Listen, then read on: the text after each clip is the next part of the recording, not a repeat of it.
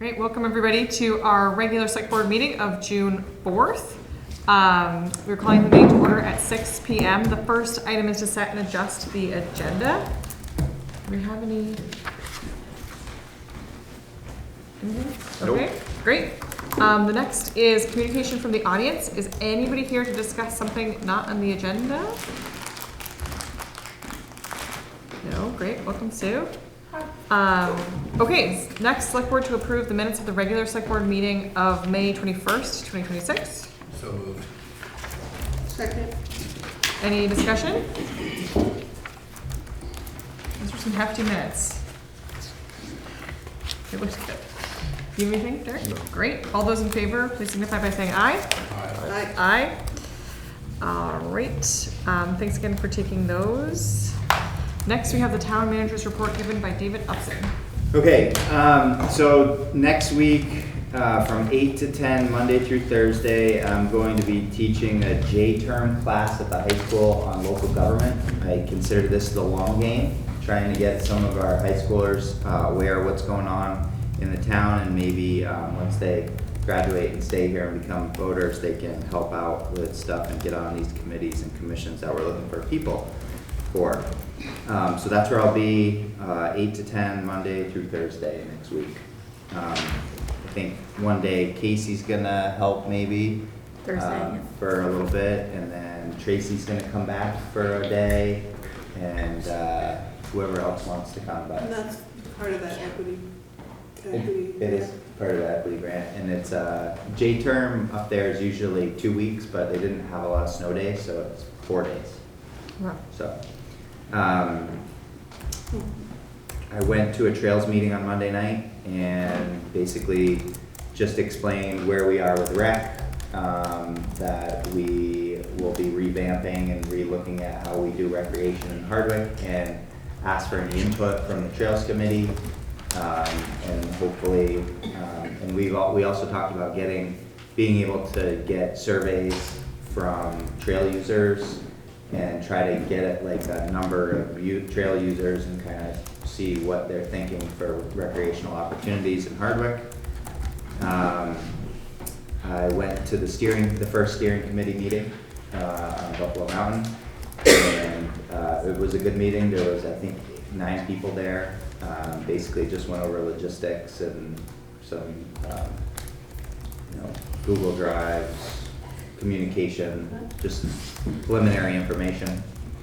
I think that's going to be a good process.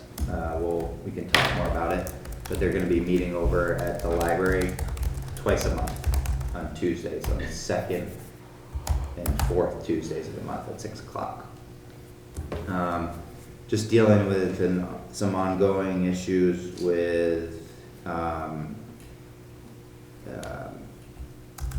cars and trash and other stuff throughout the town, dogs. That's taking up a little bit of my time right now. If anybody out there wants to be the animal control officer, we'd love to hire one. Come see me if that's if you want to get into that line of work. It'd be great.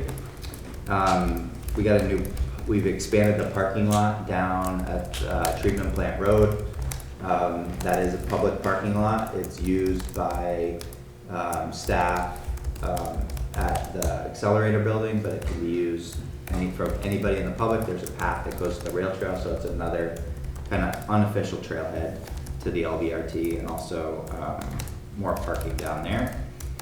Yesterday, I met Bernie Sanders' staff was here to discuss the CBS appropriations for the rescue building. They were here just to meet with the rescue staff and just talk logistics on the CBS process. So that was good.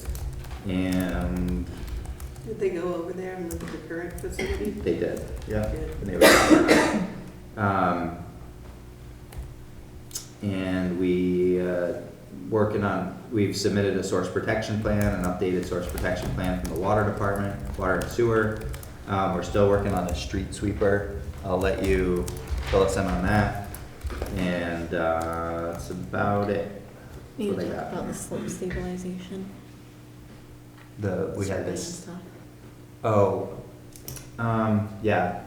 No, I don't wanna talk about that right now. But we have a survey that's out for the slope stabilization in East Hardwick. We need people to weigh in on that. But that's open for another week. On that FEMA project up there.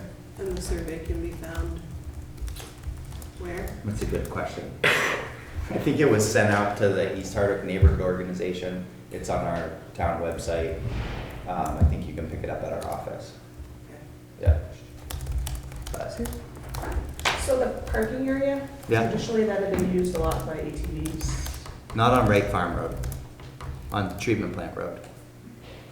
You're talking treatment plant road is what you're talking about now? Yeah, Okay. yeah, Because I have noticed a lot of cars in there and I had questions yeah. like where people should park and unload their trailers and I don't know where to. Public park, that's public parking. Right, is there another overflow area that if people want to unload, I can tell them to go to? If Treatment Plant Road's available, that's a spot.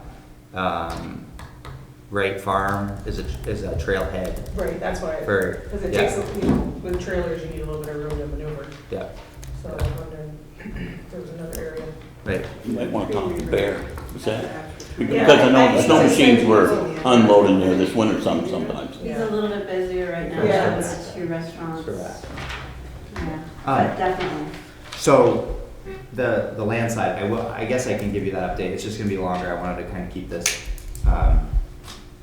minimal. So, we might be shoehorned into doing, in-kind repair on School Street.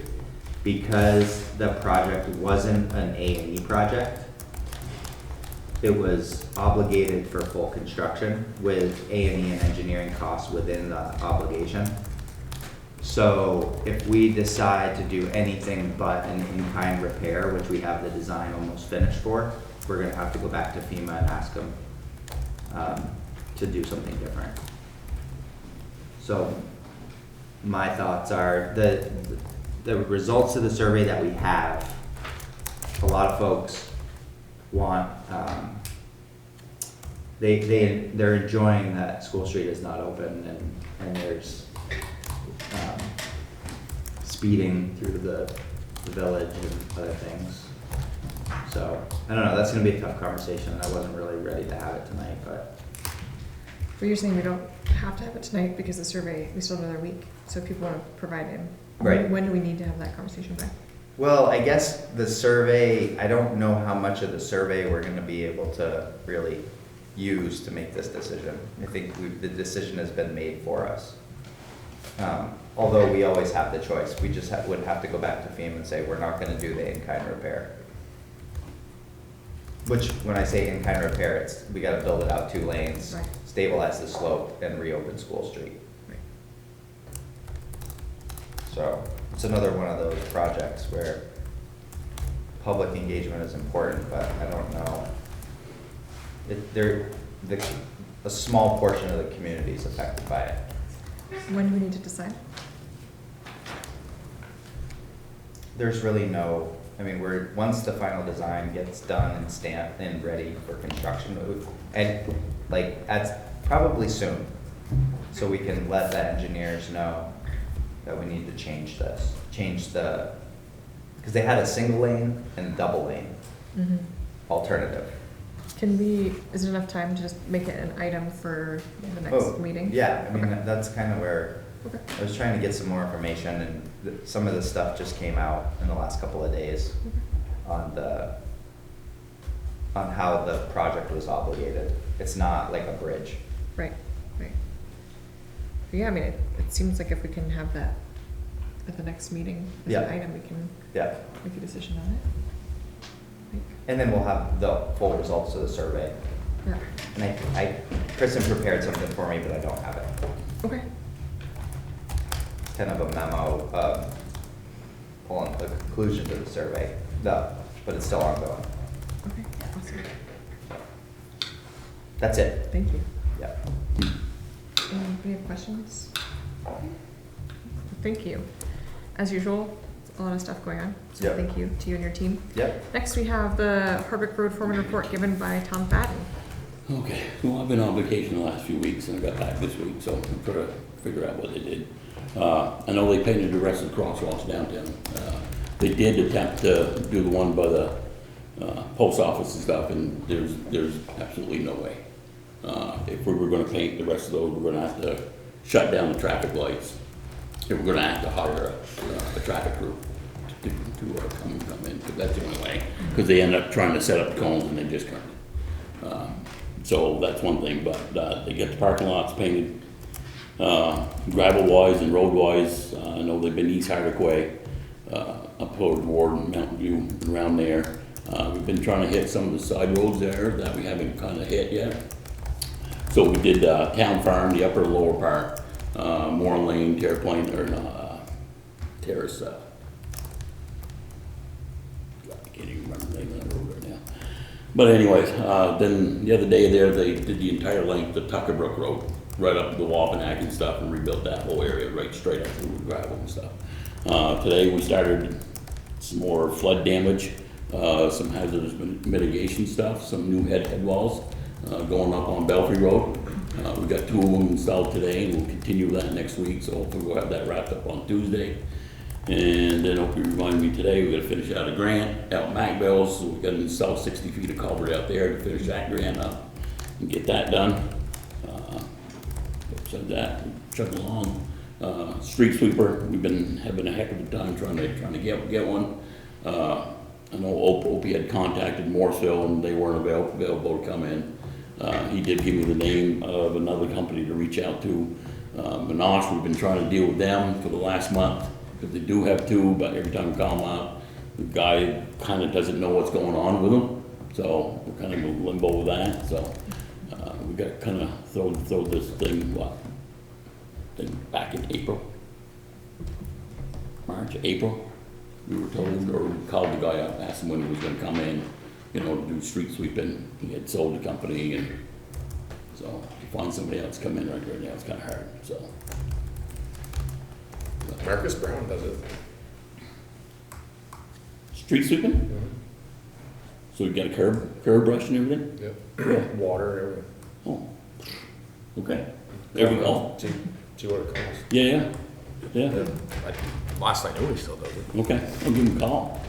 He has like 4 of them. And there you There we go. go. Oh, that's right there. Should have said that Yeah. 3 months ago, huh? Well, we had one No, here just for thought- 3 days and it broke. Yeah. No, 3 It- hours. 3 hours. 3 hours. 3 days, 3 Yeah. hours, yeah. Yeah, and it just wouldn't work for you. So we ended up bringing it back, so. That it, so. Plugging along. He's based out of Lindenville, Yep. Yeah, way over there in Lindenville. Yeah. it's better than that guy coming from Michigan, they're doing the road. So, Well, thanks, Tom. Anybody have any questions for Tom? Well, I'm glad you got a break, and we're glad you're back. All right, next we have the Hardwick Short the Hardwick Electric report given by Renee DeGorio. I always mispronounce your name, I'm so sorry. Yeah, my 5-year-old doesn't say it either, it's a tough one. All right, yeah, happy to be back. We just have a couple of quick things. The first thing I wanted to update you all is, as you're aware, we recently, starting last summer, had a 2025 rate case open with the Public Utility Commission. As a result of that, there was some things that came out of interpretation of the Bulletin 5.1. I don't know if any of you are familiar with that. It's about net metering and solar consumers. So basically, it's a very nuanced bulletin, and it's very tough to interpret. But the PUC had determined that Hardwick Electric was missing a step at the end of the month to net all consumption and generation at the end of the month. So it was netting at the time of use, and now we just need to net it at the end of the month. So that was fully implemented for May usage, so you'll see that reflected on the June bills. There is a series of communication that's going out, but we just wanted to make sure that everybody is aware of that. And Karen has been calling a ton of customers and just having that conversation with them. The expected outcome of that change is we think it will be very slightly in favor of to our customers. So it's not a dramatic impact, but it is favorable to them. We will be doing a historic look back at impacts and making those adjustments for the previous 2 years. So that will be done by September of 2026. So she's been working on that. In addition to the change in order of operations through our net metering, which is extremely complex, I have to say. It's very nuanced if anyone ever wants to look at Rule 5.1. But it also was determined that several of our group members were getting shared kilowatt hours. And that is, I know Casey, you're familiar with this. Karen had that conversation with you, but that is not allowed, and it has to be monetized before the credit is shared with the group members. So that is another change that's happening with our solar customers. Again, that's in effect now. We changed it for May and going forward, so you'll see that reflected on June bills. Letters were going out with the June bills. So it's all of this is highlighted on there for all of our consumers there. AMI, the office and line crew, we've been working hard on this, office on development and programming still. Line crew, you I'm sure have seen several DCUs still being put into the field. They've been working on that. Still no specific time on when meters will be installed, but still the expectation will be this fall. Again, the PUC has ruled we have to give so many days of communication. So everybody will be alerted when that's going to be going in the field. Scott, our general manager, he has been looking into a battery solution for peak consumption and just alleviating that. So no location or time has been determined when hopefully that would be implemented, but he has been working on that. And I know I mentioned this last time, but we did reach the completion of our system study. Scott just wanted me to mention briefly that it's gonna be a lot of investment over the next decade. So we'll have a full briefing on that. I'm not sure if they'll do a special session for the commission and the select board to review that study, but just to put it on your horizon that we did get that back from the consulting agency, and lots of aging and lots of capital work to do over the next 10 years. So that's what I got. Okay. So will the net metering customers get credits for just the last 2 years? Yes. Yep. I believe that was the parameters they set, the PUC set. Yep. Oh, the balance of the rates at the time versus the rates that were received? Or Yeah. Yes. So they were going back, and Karen was looking at each individual bill and adjusting it by month. Yes. Oh, cool. It's been a ton of manual work. Yes. Okay. Yeah. Yeah. That's expected. It's set in stone to be completed by September. So I know that she's hitting a goal every week to start, doing that, but Is it an alphabetical order? I don't know the method to the madness. I'm not sure. Yeah, I just want to know because my last name's Upson, so. Oh, okay. At the end of it. Again, I think what I've seen so far, I think she's gone through like maybe 50. Yeah. I mean, it's been favorable, but it's not. There'll be material. credits, not a refund. Correct. Okay. Yes. Yep. Cool. Yep. Again, I don't know as a solar user if you've looked at Rule 5.1, but and I can say across the industry, we've had several conversations with others, other utilities, and the interpretation is just it's all over the place. So. Yeah, I mean, I found out early on that Hardwick Electric was one of the lowest paying utilities after buying a solar array. For the that solar meeting. credit. Yeah. Yeah.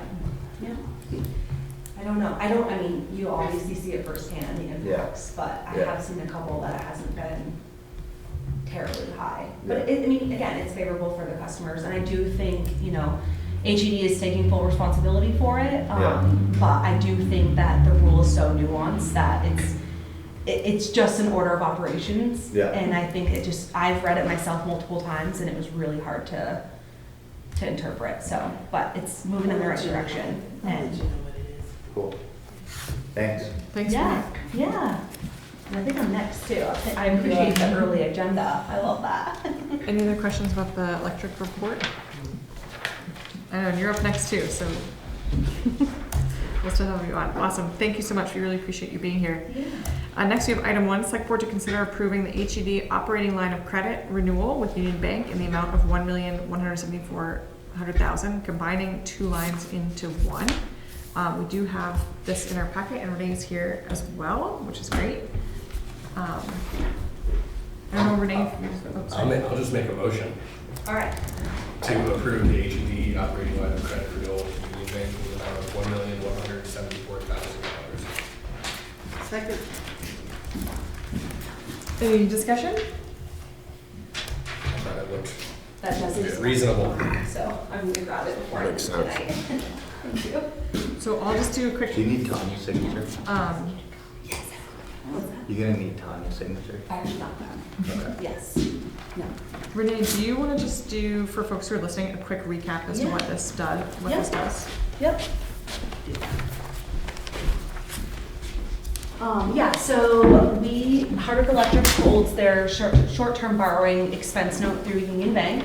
And it expires every year, matures every year, just like any other short-term borrowing module. And basically last fall, I was not here, so Reno, I see you sitting here, maybe you have more history here, but last fall, an additional short-term expense note was taken out and drawn off of to help alleviate some of the cash flow issues that we were having last fall, increased power, the hydro being down. There were several circumstances that I think influenced that additional loan being taken out. June 5th was when our normal line of credit was set to expire. And so just to avoid borrowing redundancy and like maintenance and attorney fees, we asked Union Bank to consolidate the 2 of them. Every year we go through this process, we fill out a cash flow cert, they tell us what we're eligible for. I think it's probably very similar with the town finances. And so this is, you can't call it a renewal, but I guess a continuation of the short-term borrowing method. Great, thank you. Yep. Any other questions or discussion? Great. All those in favor of approving the HED operating line of credit as stated in the motion, please signify by saying aye. Aye. Aye.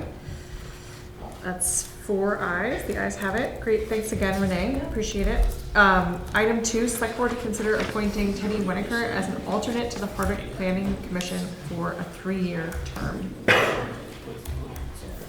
Hi. Can I say anything? We love that people come. So it's an opportunity. We would love to hear from you. I mean, I have my letter, it's like Yep. 3 paragraphs, I can read that. Sure. Or you could. We've all read your letter too, Okay. Teddy. So you can. If there's anything else you want to add. I don't even remember what I put in there, but yeah, that's the important stuff. I'll let Opie vouch for me. As a member of the planning commission or as an umpire for Little League? Yeah, as someone who knows me professionally. Yeah. Well, he doesn't miss too many calls, but he does miss some. Yeah. He's getting better. Yeah, thanks. Yeah. Great. Well, I think he'll be a great addition to the planning commission. Sorry. So is the elder city. Since we have Kristen here, do you just want to explain really quickly how the alternate works? The alternate participates in all the conversations.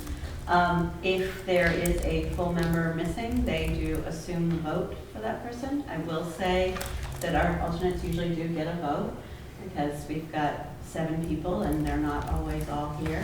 There's usually someone traveling or someone sick or not able to attend. So having the alternates gives us a little more flexibility to make sure we hit a quorum, but also gives another voice that can be there as needed, and we're thrilled to have Teddy step forward. Great. It'll be cool. I'll make a motion to appoint Teddy Winokur as an alternate to the Hardwick Planning Commission for a 3-year term. Second. Any other discussion or questions for Teddy? Thanks again for being here and for volunteering. All those in favor, please signify by saying aye. Aye. Aye. Great. Next Tuesday. next Tuesday. Awesome. So we have 4 ayes, motion passes. Item 3, zoning and floodplain administrator Kristen Leahy to report on current activities and initiatives. Okay, we have this in our packet. Kristen, thank you for keeping us updated. Yeah, I figure, I originally said that I would only be here like once a quarter, but when I do once a quarter, I rush through everything, and there's just so many different, especially this summer, I'm gonna try and talk to you at least once a month. Okay. Just because there's so many moving parts. You guys have the Recovery and Resilience portfolio. It's on the website. It's actually been really helpful communicating with our state and regional partners what is going on here. I'm not going to go into the Jackson Dam because Emily is here next, so we'll skip over that. In East Hardwick, we did close on our final 2 flood resilient community fund properties. Both properties were being eroded on the side by the Lamoille River and also had water coming through from stormwater. So both properties are now owned and will be demolished. We're working on the request for proposals for demolition. One of the nice pieces with this is that we're working with the state, and so we're not like crushing the septics on site. We're able to take the septics out because one of the septics is daylighting. It's about to go into the Lamoille River. So if we crushed it on site, it might still go into the Lamoille River. I think after that, we'll be able to have conversations with that community. Those pieces are both very close to the rail trail, and at least can provide some on-street parking. And there's also some potential for stormwater, clean water process there. There is a culvert currently on that site that is not functioning at the way.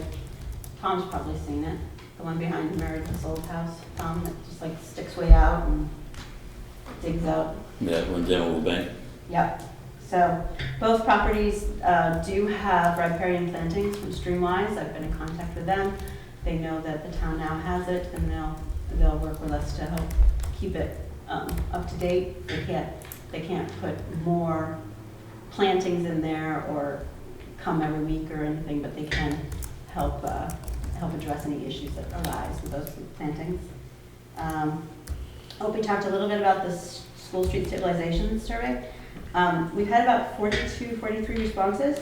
The thing that I will point to is that conversation may not lead to what the community is hoping for with School Street, but it also brought a set of data about the fact that the Main Street connection with Route 16 is a concern to a lot of people. So I think having that data set will definitely help with working with the state, working with the regional planners to maybe see some changes there, because a lot of people pointed to not feeling safe being able to pull out, and a lot of it's going to be like tree maintenance and sight lines, etc. So municipal plan surveys open till tomorrow. I think we have 250 responses, which is a good amount. The Planning Commission will start looking at those numbers and the results. Let's see, we've got the field conversations and the forum conversations. I don't think I'm going to go into that right now. I did want to say that one of the things we looked at from the emergency management piece is that we have a small staff, and in an emergency it's harder to have people able to leave the office to look at things and to work. And Mary Braun has helped the town put together a group of 8 people. 8 volunteers have been trained now to be able to step up and help town staff with communications and answering the phones, etc. So that's a great way to use what we have in the town versus trying to do it all ourselves. I was just at that. And then the last piece I'm going to say is we are at the intersection of 4 counties, and counties are where your regional emergency management committees run through. We're part of Caledonia Essex here, but as you know, the state of when you look at Caledonia, a lot of times during an emergency, we're cut off from the rest of Caledonia. So I have been able to get myself onto the Lamoille Emergency Management Committee and the Central Vermont, which would cover some of the other towns in this area, so that I can have that cross information coming from those towns. So it's exciting. And that's it for now. Oh, thank you, Kristen. Oh, and did you tell them about today? Should I tell them? You told me not to tell them. I didn't tell you that. I said, You So, said I can't tell anybody. so I won a national award today for, and it's the first time someone from New England has won this. It's a floodplain manager award. Yeah, yeah, the state of Vermont, Vermont Emergency Management and the Rivers Program put my name in to the Association of State Floodplain Managers. It's like 2,000 people were in the room. It was kind of crazy, but yeah. So it's a testimony to the town and what we've done here. And the when they brought up my thing, it had the town of Hardwick. I made sure the logo of town of Hardwick was there. And so they were talking about the grit and resilience of the town as well. So it's a great reflection on the town. It's extremely well deserved, and you're extremely humble because also in large part because of you. It's a team effort. It's I know always it's a team effort, but thank you. We appreciate you and the work, Congratulations. and the work that you do. Thanks. The team It's fun. appreciates you. Yeah, it's actually pretty amazing. That's awesome. Well, we have Emily here to talk about Jackson Dam a little bit later, but are there questions, feedback for Kristen? I think the once a month updates are great, Kristen, because Especially during the summer, we've got a lot of things moving and changing right now. Great. No feedback. Oh, thank you again. And congratulations. Okay. Thanks again, Kristen. Okay, next we have Select Board to discuss, item 4, Select Board to discuss the Jackson Dam design, scope of work, and cost estimate and potential next steps. Emily, it's so great to see you in person. Thank you. Thank you for having me again. I'm really glad to be here in person, and I do apologize that I couldn't make it last time. I think, so I feel like last time you heard a lot of technical information from Jessica. It was really great that she was able to be here. And then it sounds like you've been provided a bunch of other information in addition to that technical information. So I appreciate the opportunity to come back with a little bit more detail about like what exactly I'm asking for. That is great, and I feel like it definitely deserves like 2, different kinds of meetings. So I guess I just want to ask if there are any questions about anything that Jessica presented last time in terms of like the technical work. Now that you've sort of had time to absorb it.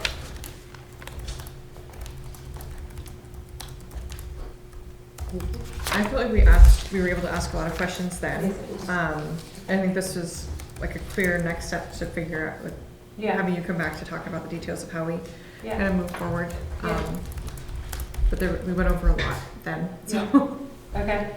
Cool. So then the next sort of pieces are those letters that Kristen and I worked together to draft. Well, let's be clear, Kristen drafted them, and I thought they were amazing, so I worked with her to do that. So there's one that sort of like explains what I envision the Conservation District's role to be, what we sort of envision Kristen's role to be, and then basically a sample letter of what we're imagining would be good for the select board to sort of like agree to at this moment. And I also, looked through it, read through it for, would I be able to present this to a funder and have them agree that Hardwick is ready for a 30% design process. And yeah, I totally think that's plenty of commitment at this point. So there are those 3 letters, and then I sort of came up with a timeline, like best case scenario is what that timeline represents. Like that's assuming that I'm moving relatively quickly to sort of draft an RFP for design. It's assuming the steering committee sounds like a good idea and seems like a good parallel process to happen at the same time as a design. So that's sort of like, in a perfect world, how it might go. And then the last piece was sort of the outline of the steering committee and what kind of role they might have and who might be on it and how appointment might work. So yeah, those are the sort of newer things that are being presented today. So I would love to hear any feedback or questions on those items as well. Very good.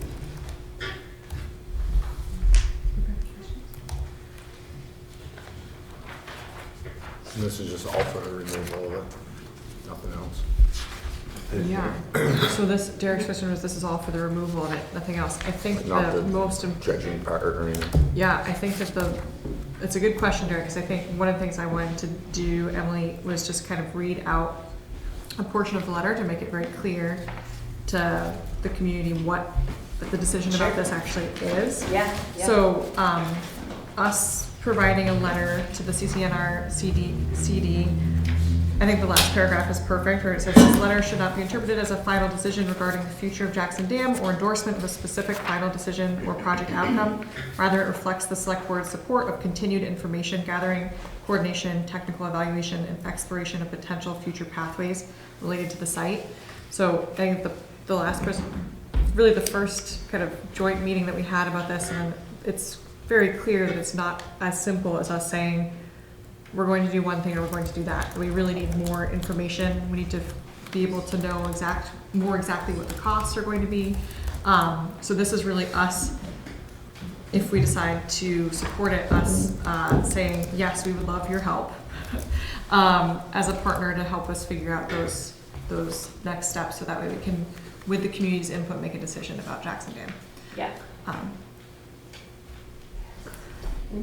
So did I hear you say dredging there over? Yeah, I didn't know if it was the whole thing or Well, just so the this removal. will be looking at what the permits would be, what they would cost. I mean, any of that, the sediment removal or dredging really is intricately bound up in this. Mhm. It's not just do we remove, do we not remove? It's do we, it's what happens behind the dam. There's a lot of sediment back there. If we were to even look at hydro, you'd have to remove that sediment to do that.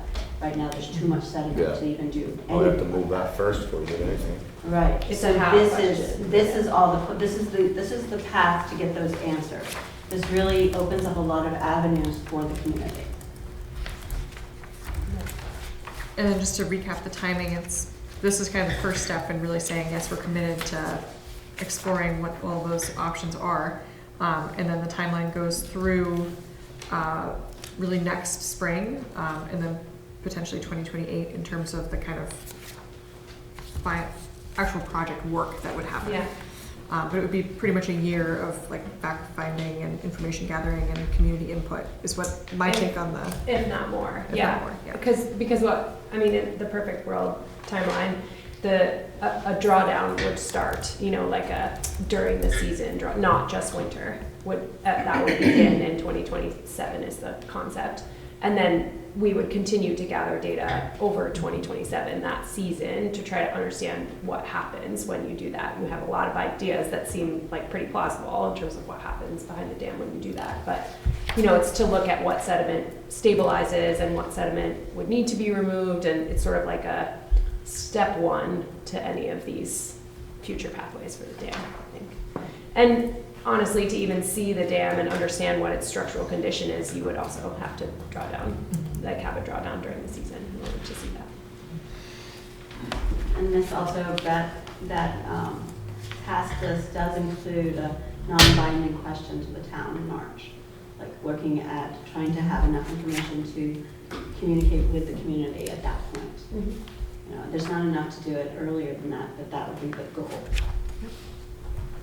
There's been a lot of questions. Hopefully this would be a way to get answers to those questions. And just to also clarify too, Emily, while we have you here, so part of your role as a partner, which is wonderful, would be your organization finding funding to support the budget. Yes. Or that's the SLR estimate, right? That's not, we don't know. It's exactly. not what the budget would be. Okay. It's what SLR estimates the budget would be. But like approximately Yes, $200,000. That's what I'm using as a target. Okay. At this point. Yeah. Okay. So there's not, as of right now, there's not like a match request to the town or any funds being requested at this time for this. No. No, not at this time. The only thing would be my time, and my time is actually, it's integral to all these other projects that I'm already working on, so it's not, it would be hard to like pull this out and say, this is something completely separate than the wastewater plant, which there's thought that this would help with that, or the Lamoille Valley Ford, or any of the different people who've been impacted by the flooding. This is another element of that. So yes, and I think having, helping, being able to work with Emily and help with the public engagement piece, I think fits into my job as far as what I've been doing with all the different, there's some elements that would help with the Granite Street District, which is one of the areas we've been talking to a lot. So there is, to be completely transparent, there is some cost in my time, but it's time that I've already allocated towards this. When I made my schedule and my tasks, this was included in it. So we're not bound to anything until No. public input? Correct. Yes, Yep. and even beyond that, we don't know. This is a way for us to, yeah, Yeah. I mean, this is actually kind of like a bolt of lightning to have capacity from outside the town to do And this. any funder that I've talked to has been like, no, they definitely can't make a decision yet. There's no, Yeah. it's not, that's completely reasonable to not be able to make a decision yet about the future of the thing. Yeah. And anything that would happen would be a phase, like multi-year. I mean, we're talking 10 years plus for this type of thing, if it did go forward. Great, well, we really appreciate everything that was put together for this board. Questions from me, Kristen? Thoughts?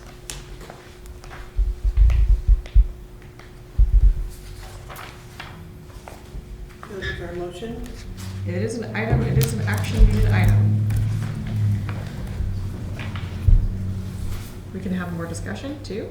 Yes.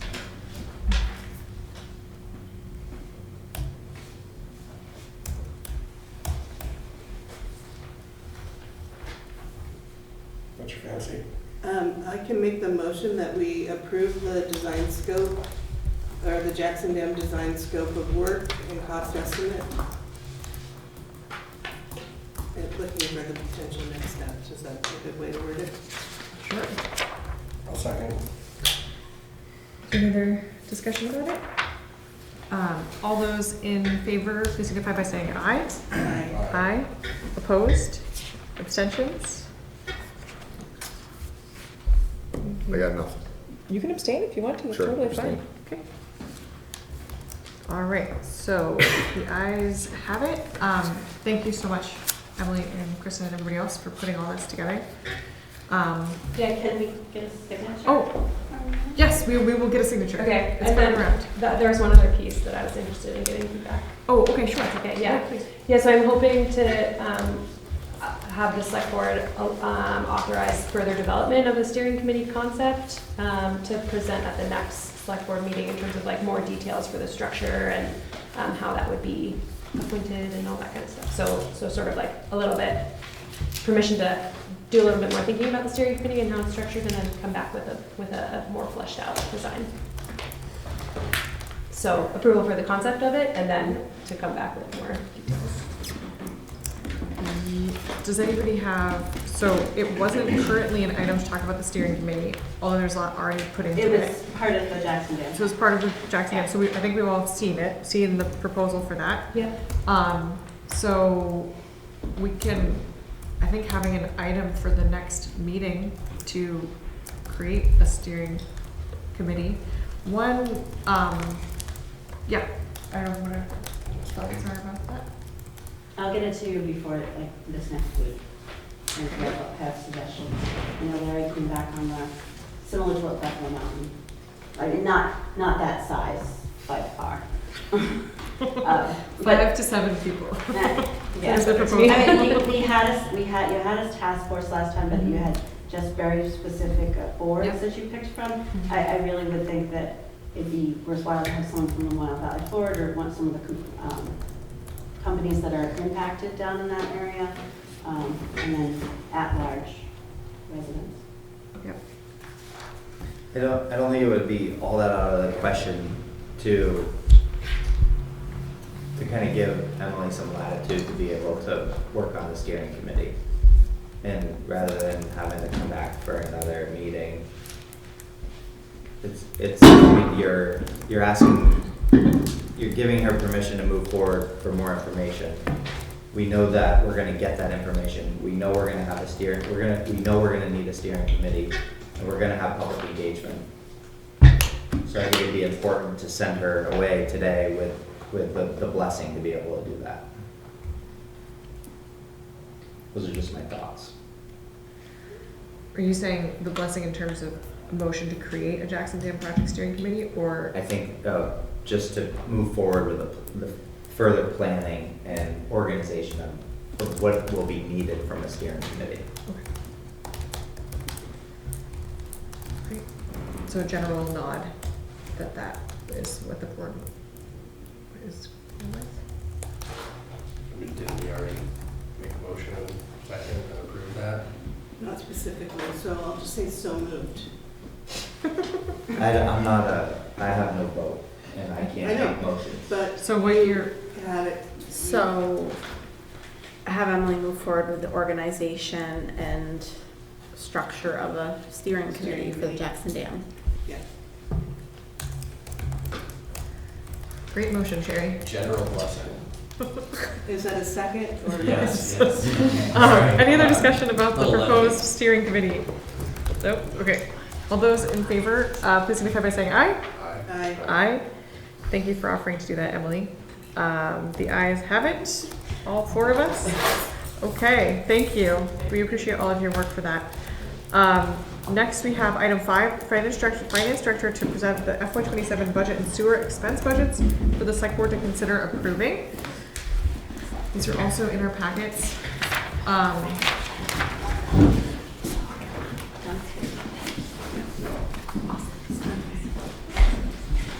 The big thing to note on this, I mean, Casey's about to jump into it, but just in terms of timing, for folks who don't know, this is just the general budget of water and sewer, and then the rates aren't determined until later on in the summer. Right, so this is just expense budgets that will start July 1st.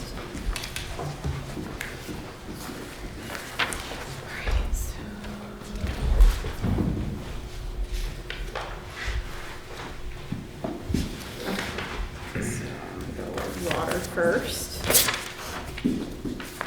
Okay, so water budget is, the proposed is an increase of 2.27%. In terms of standout things, so basically salary and benefits shows a decrease because last year's budget had the director of public works, which we took out, so that's why there's a decrease. A portion of their salary would have been supported through the water and sewer funds. We increased the generator because it needs to be serviced. Is it the well house? At the well house needs to be serviced, and that's a couple $1,000s. Hasn't been done in a while, really important. Hydrants increased based on year-to-date spending, and also line maintenance.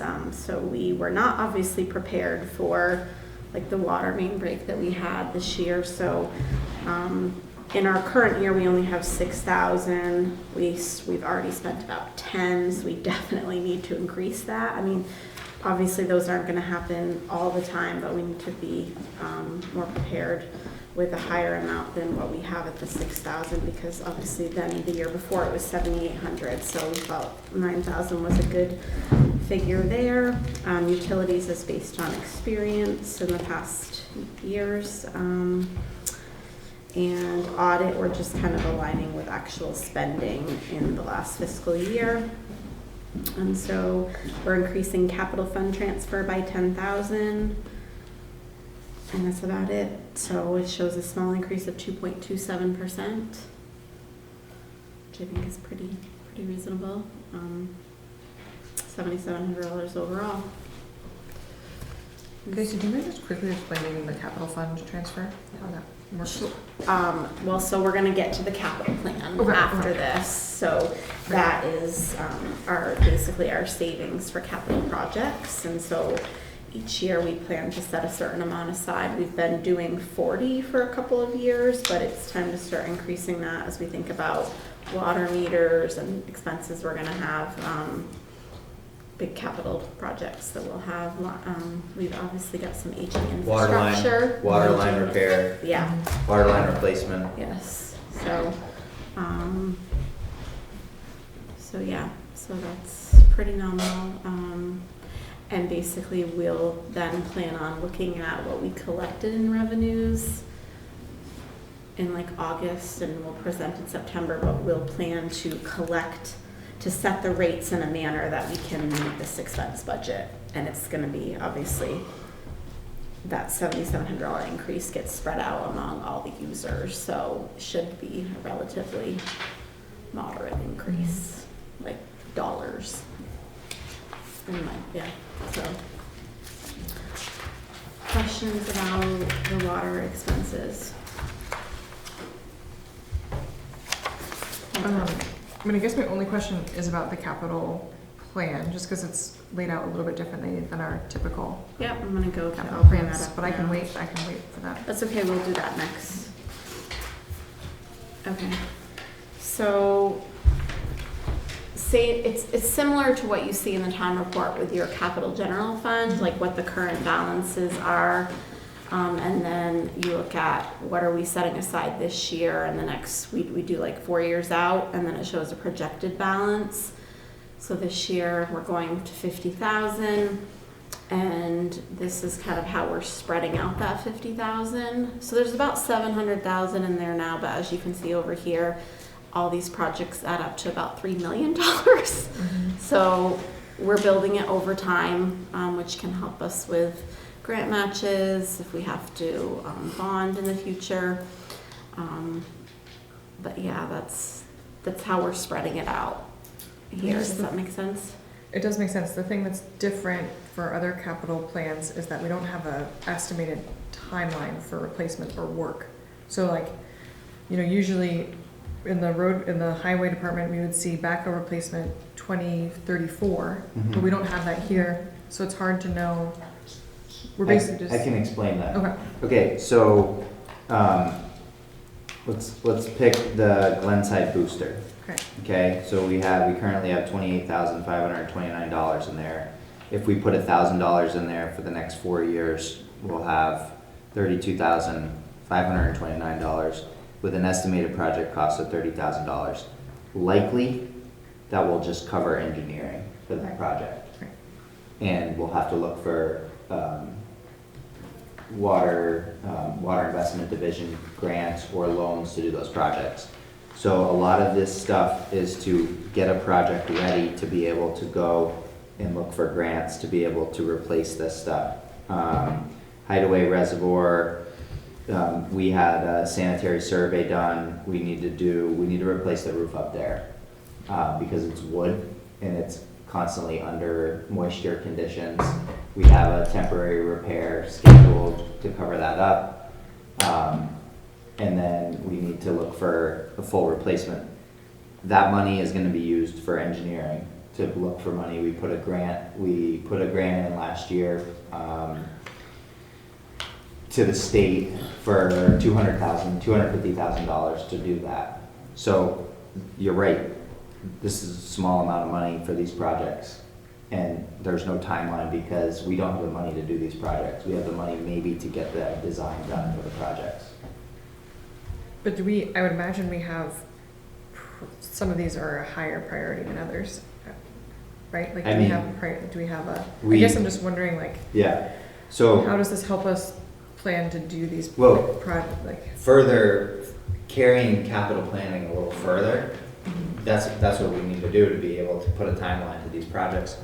But, we're still in a reactive phase in replacing infrastructure. I think we've allowed this stuff to age and to get to the current status I mean, that is, if it's not broke, don't fix it kind of mentality. Is there stuff that we need to be proactive about? Absolutely. Pick one of these on the list and we'll start to be proactive about it. But the priority list for me goes this way instead of this way. It's all a priority. Right. It's just how do we get, we look for ways to leverage the funds that we have to be able to, we have, some of these projects, they're on a intended use plan with the state. So what happens, they look at the project, they look how long the project's been on the intended use plan list. They look at, see what funding, what's been done, how far you are in design, and then they move your project up. This is like every community in Vermont, every water system in Vermont, they're on this list, trying to jockey for grant funds and low interest loans. So that's the strategy. We just had, when we go over to sewer, I can explain a project that we're working on with the sewer. Okay. But it's kind of like the same conversation. Does that make sense? Totally. Yeah, I mean, the reason why I just ask about it is because this budget is separate from our regular budget, I feel like we don't usually take as much time on it because Right. we're not meeting for 2 months to talk about it. Right. And this is really the time to talk about those projects. Absolutely. And there are a lot of them. So that's kind of what I'm wondering is like, I mean, some of them aren't really projects. Some Right. of them are like equipment replacement. Some of them are bigger projects than what we'll have money for. So yeah, pick a project and we can talk about it. I don't want to be the only one who talks, but like, something like new water source is like, what does that even, we've talked about that before. We had a Yeah. major drought last year. Yeah. I know we like ask you about it a few times over the year, Tom, but like, I guess my question is there a way that we can make this more useful for you all in terms of what we need to be doing? We don't want to be reactive when it comes to water, like we were with the lines that need to be replaced. Like, we know that there are lines that need to be replaced. We know that there are issues. We know that we need to address them. The years go by very quickly. So I guess I'm wondering if, and I'm not saying it has nothing to do with what you've done, Casey, which I think is great. I'm wondering if this is an opportunity for us to talk about maybe at our retreat, doesn't have to be tonight, but our retreat about how we reorganize this to Yeah. say these are the top 3 things we want to do within the next 5 years. Yeah. Or whatever. Well, I can tell you what projects are on our intended use plan. It's replace the water line, the main from the well house up Wolcott Street, because that's original. Yeah. All the way to Granite Street. All the way to Main, well, everything from the well house, all the way up through to Main Street. And then coming across the bridge is new, and then everything from the intersection here to the reservoir there is all original. Yeah. So we got $10 million worth of water line to replace. That is on the intended use plan. Yeah. The roof at Hideaway is on the intended use plan. What other water projects are on the intended use plan? Those 2, I think, are the only ones. Okay. Yeah. Because I know the new water source, we've already used some of that. Because we did bore testing down in the town's gravel pit before. We've actually had, I think it was Aldrich and Elliott did a thing on the springs up on Reno Road. And we also looked for water source way out on the beginning of Route 16 to bring water coming from that way, so. Yeah. Okay. And so the new water source funding, we got $1 million in there. No, sorry, $29,000 projected. That's probably enough to do a feasibility study to Maybe. start to pick places to even look. Yep. And put equipment in the ground. But it's something that last summer, into the fall, I was awake at night wondering if our well was gonna run dry and the whole town would be without water. I mean, that's something that's in the back of my mind all the time. That's a 40-foot well, 60-foot well. The front was 40, I think the back's a little deeper. So, you know, Good water though. It's- Good river. it's always a thought in towns and in places in other parts of the country, their wells are running dry, and, you know, we're just lucky where we live. Yeah. I have a random question. Yeah. So I used to live in Florida and worked in environmentals. I know it's down the road, but have you ever looked at using non-potable water for certain things like the car wash, for the hydrants, for the? Yeah, their reclamation, like wastewater reclamation, definitely. We don't have the wastewater process to be able to do that.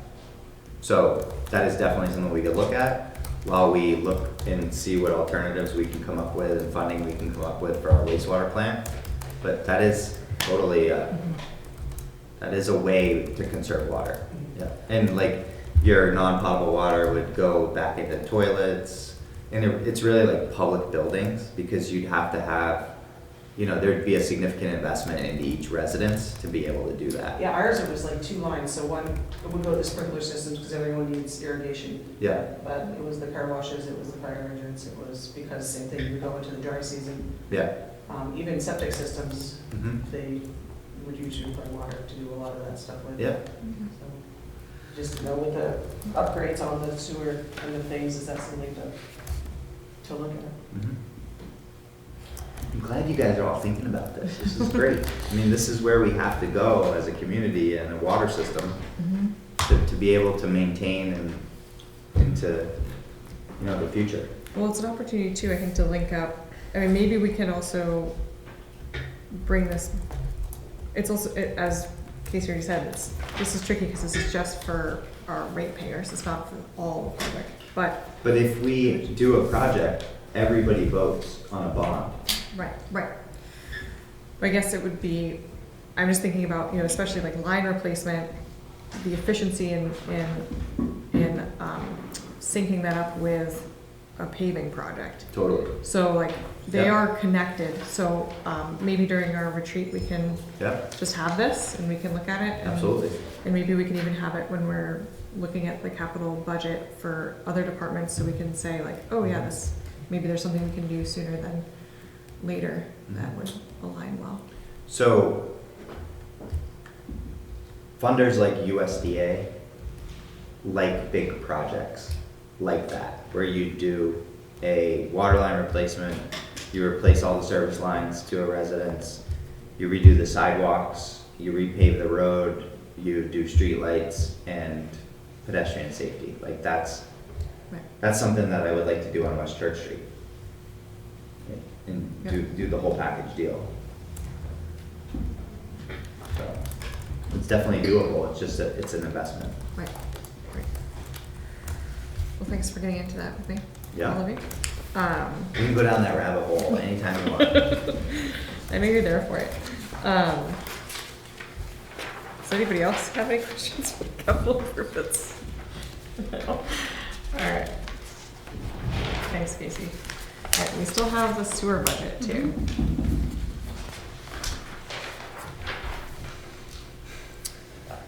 So sewer in general is more costly to operate than our water system.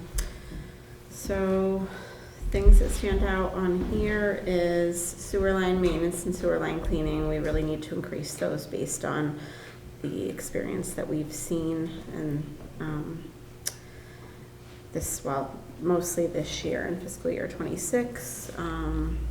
Plant maintenance aligning with what we've seen for that, and that's minor repairs at the plant.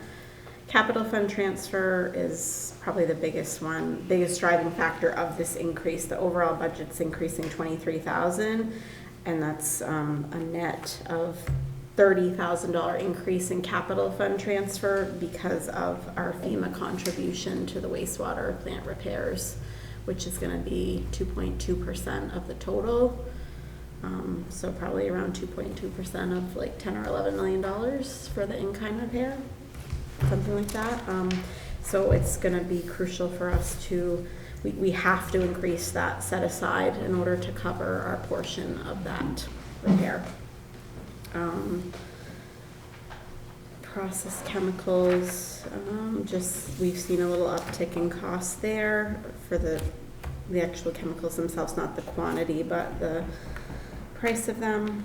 So 3.86%, 23,000 is the overall increase proposed for sewer, which honestly, compared to the last couple of years, is pretty good because we had the, we had the bond payment. We have been seeing around 7 or 8% for a couple of years, so 3.86 I feel like is fairly good, and it's kept it to the bare minimum. I mean, if we didn't have to set aside for our portion of the repairs, then basically it'd be flat. But we need to do that. We must do that. Is the backhoe replacement different than the water line backhoe replacement, or are they the same backhoe? Same equipment, It's same backhoe. 50-50. Okay, so then we really have the combination, in terms of current balance, we have 12,000 plus the 19. Correct, we have, Okay. right. Okay. It's a 50-50 split between the two. Yep. Great. Oh, I see that. Awesome. And then, let me just.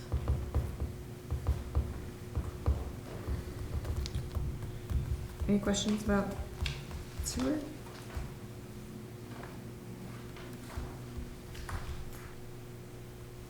I'm gonna pull up the capital plan for sewer. You go over this.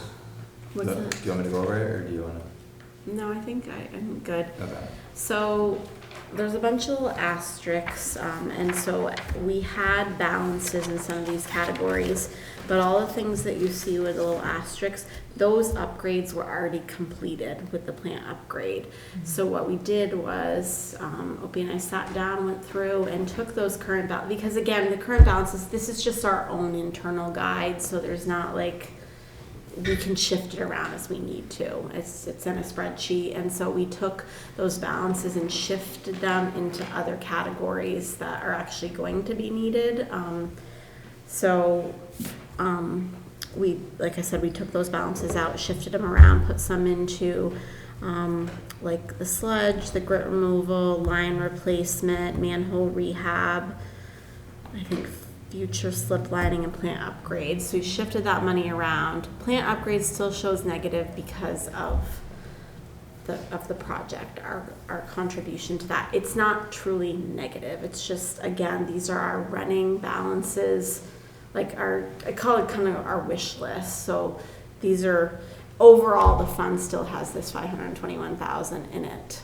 It's just that these are kind of guidelines for what out of that money is allocated for certain projects. And so because we're doing 40,000,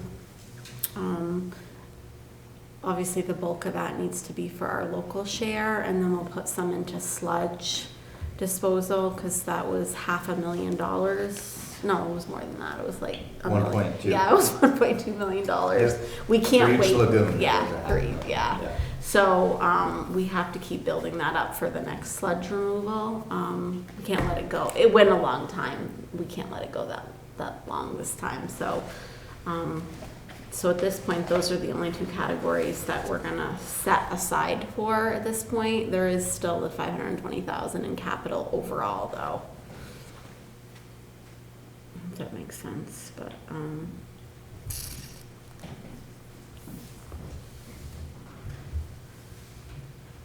we could certainly do more in capital, but I'm not sure our ratepayers can keep up with it. I mean,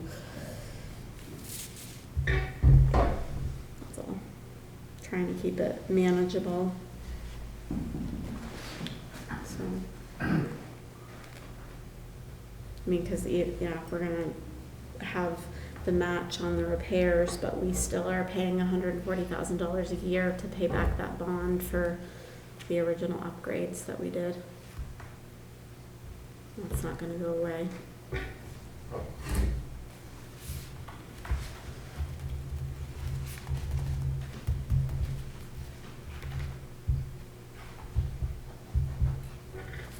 Any questions for Casey?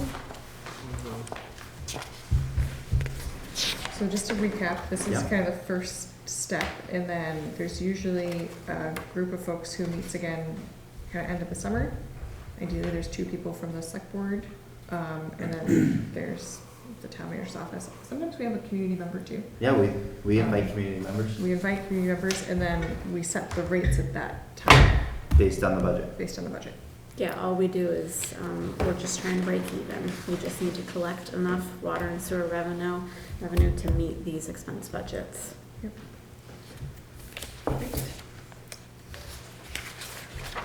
And you don't need a motion? Oh, yeah. You do, yeah, that's what I thought. I didn't see action needed, so I was just double checking. I didn't, It's still No, gonna no, no, cost no, us no, we this need money action. to run, so. Yeah. Okay. Is there a motion from somebody? I'll make a motion to approve the fiscal year 27 water and sewer expense budget as presented. as presented. Second. Great, any other discussion or questions? All those in favor, please signify by saying aye. Aye. 4 ayes, great. Thank you again, Casey, for putting that together. Next, we have item 6, Finance Director to present the FY26 budget through May 31st, 26 to show where we stand with 1 month remaining in the fiscal year. This was something new this year. I actually haven't done this. I usually did March and then we would just wait for the audit, but I thought it would be really great to just see where we stand with 1 month left. So we're in pretty good shape, I would say. So our general fund revenues are slightly ahead of budget and will likely exceed our budget. And that's largely because of FEMA reimbursements, grant revenue, and interest earnings. So regardless of the one-time and grant-related revenues, most of them are where we would expect them to be. We had like a few we don't budget for grant revenue typically, so that's the biggest thing. And in your, the other revenue, the 1.6 million, a huge portion of that is FEMA grant reimbursement, but you see grant expenses of 1.1 on the expense side, so they kind of offset, but there is some excess there.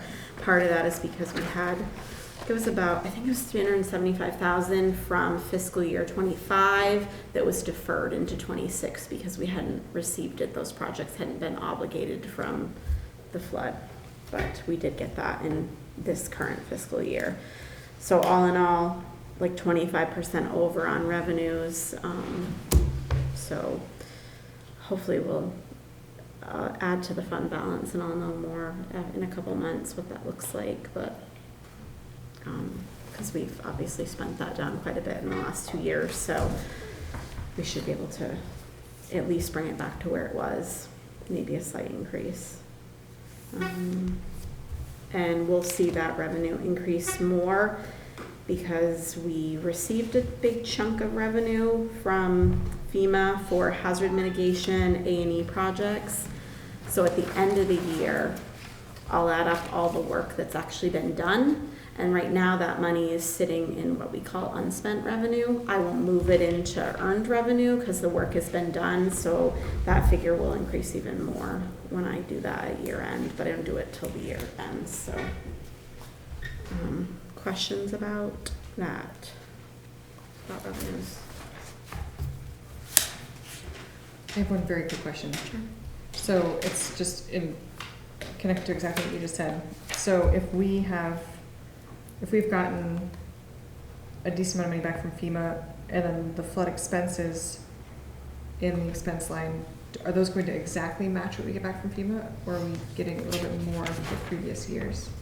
You'll see it'll be higher because of the money that was deferred. Yeah. And Mitigation. yes, and mitigation. And Yeah. so if there are things that aren't, I'm just thinking about like time, because there was some of our time that was reimbursable, right? Or some of your time, not our time. But we haven't requested that reimbursement yet. We're gonna wait till the end.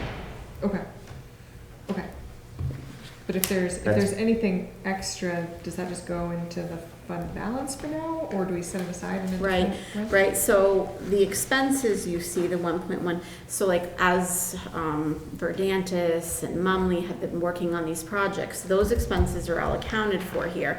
But that revenue isn't going to be recognized until the end of the year. That's why you're going to see that revenue go up even more, because again, every time I do an invoice for them, I'm not gonna transfer money. At the end of the year, I look at the sum that FEMA sent us that's sitting in unspent, look at all the expenses we had, and then move it into that revenue at the end. So we'll see that go up even more.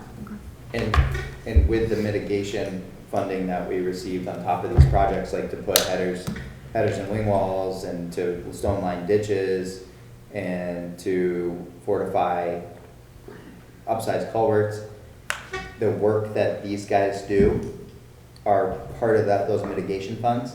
So it goes back into our funds and goes into the fund balance, but it offsets some of the work, or we're paying ourselves to do the work. Right. Just like we're paying ourselves to blast in the pit and make material, and we're basically buying that material back from us with FEMA mitigation funds, so we're putting that into the fund balance. Yeah, got it. If that makes sense. Did I say that right? Is Yeah, it- essentially, yes. That's how I because- understand it. Because And that's what we're as they trying to do. complete the work, Yeah. you know, the hazard mitigation is so much per cubic yard to do it, but we're using our own materials and our own labor, and so we're not hiring that out, so we can earn that revenue, and it goes back in, right? Okay, you ready to move on to expenses? Okay, so 11 months in, we should be at like 92%. We're at, again, I backed out the flood expenses because I think it's important those are sort of one time and isolated, and we have revenue to offset those, but 89.57, so we call that 90%. We should be at 92, so we are very close to on track. Got a couple of big things. Hardwick Rescue hadn't requested their money, but I reached out and I have it now. There's obviously salt, sand, chloride. We're not going to spend any more money on those. Line item expenditures, they appear to be over budget. However, part of that is because of the pedestrian bridge cost. The town previously committed $100,000 from the fund balance, and so there's about $50,000 of expenses this current year for that, which makes it appear over because it's not a budgeted item, but it was committed by the town a few years ago now. And then, as I just mentioned, you know, we want to sort of see it without the flood. So without the flood, we're at, call it 90%. So we're on track.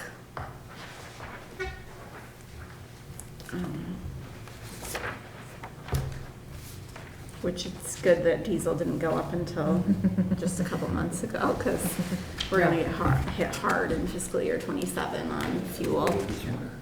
Mhm. We've had the luxury of, we haven't had a fixed price in 3 years, and it's been advantageous to us. We were averaging around $2.50 a gallon for diesel, and now we're at like $4.70 a gallon. So yeah, it'll be a different story at least with fuel in the next coming year. That'll be coming up at the next meeting, but I have put out our fuel bids for the town, sent it to 4 companies, and so far I had one respond and say they weren't gonna bid, and I haven't heard from the others, and I'm fearful that we might only get one bid, which is from our existing supplier. Who's that? So, Irving. Dead River is not bidding, and the other 2 have not responded. I did like a read receipt on both of them, and I didn't even get a read receipt, so yeah, so I don't know. I'm gonna follow up with a phone call as well, but I don't know what's gonna happen there, so we may not have a lot of options, but the fuel bids are due before the next select board meeting, so you'll have that to decide on next time, but it's be a volatile market. Thanks, Casey. Any questions for Casey about the budget update? No, appreciate seeing it. It's hard to believe there's 1 month left in the fiscal year. Thank you. Next we have select board to review and consider approving the audit engagement with Sullivan Powers & Co. for the town's FY26 audit. So we do this every year. So moved. Second.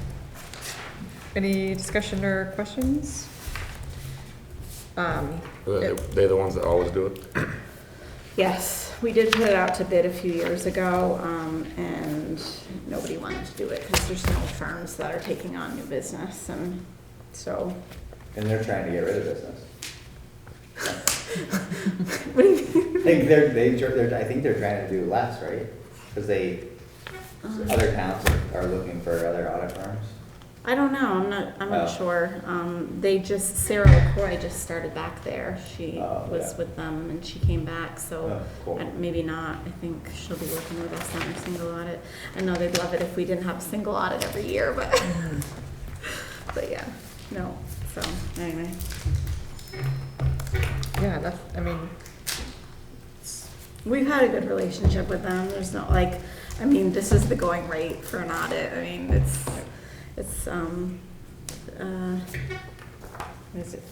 up to 32,000, I think now. I mean, it's really important because we have so many federal grants, and then of course we have the single audit, which has been costing us another 15 to 20,000 because we have a lot, we have a lot of grants, and it's important. It's good for when we want to bond and we want to do stuff that we have audited financials. It's almost like the cost of doing business now with a town, realistically. Unless you're a tiny town, you need to have a outside audit. And the single audit's because of the. When you have federal grant expenditures over $1 million. Oh, okay. And that's all it is. It's federal grant expenditures over $1 million, and it's only federal, not like any little state grants you get. It's just, but obviously we had FEMA's federal, and we have over 1 million just in that program alone. Yeah. So yeah. great. Any motion in a second? All those in favor? Aye. Aye. 4 ayes. Thank you very much, Casey. Thanks to Sullivan Powers and Co. All right, next, item 8, select board to discuss forming a committee to evaluate town meeting and Australian ballot for future meetings. So, this is very exciting. We heard from a lot of people at our special town meeting, and even before that in letters to the editor and from Birch Forum, and we have talked about it ourselves as a select board and as the town on how to make future town meetings more accessible to as many people in Hardwick as possible. So what we discussed at the last meeting was putting together a task force or a committee to do that, to start to ask questions, utilize the survey that we created, and figure out ways that we can evaluate town meeting and the Australian ballot. There. Rito. I'd like to know why one article, or item might end up as an Australian ballot or a floor vote. Who makes that decision and why? So right now, the select board makes the decision when we're having different conversations, but I think this is a part of what that committee could evaluate. So if the committee came together and decided that, does that answer your question? Or just ramble? So the select board determines what should be either Australian ballot or a floor vote. But why? It's a great question. Well, some stuff by statute. Some stuff by statute. Is Australian ballot. Should Some be. stuff by statute is as Australian ballot, regardless. I can't tell you what those are off the top of my head. Tanya probably could, but. The charter outlines some of it, like the town charter. Town charter. But the select board's responsible for the warning. Yeah. So and it's all based on, what's going on, like, if we have a bond, we'd be required to put that in the warning per statute. But that's for a vote. That's for an Australian ballot vote. I don't know the history behind why the budget gets voted on at town meeting, but that's where it's at. I did see an email from Paul Fix today that they're putting together some sort of a forum up at HCA because Greensboro's going through this, Hardwick's going through it, Woodbury has gone through it. I think this is a question that a lot of towns are asking.